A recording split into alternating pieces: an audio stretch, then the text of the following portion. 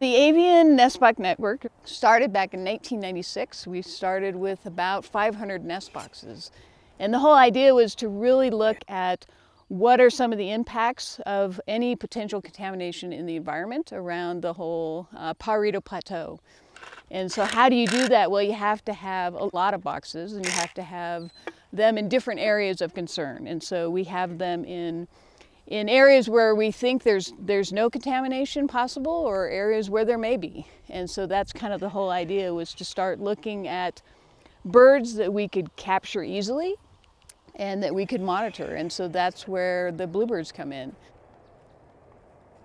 When the babies are 10 days old, we can ban them because their legs are fully developed.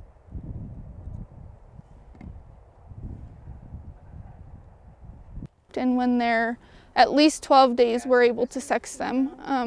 To determine the sex of the western bluebird, we look at the plumage difference between the males and females. The males will have a vibrant, bright blue in their wing, and the females will have like a dull turquoise.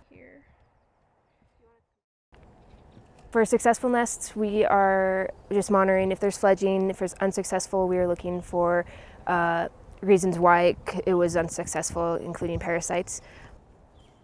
After we ban them, we come back in a couple of weeks and make sure that they fledged, meaning that the nest was successful and they were able to leave the nest without any fatalities.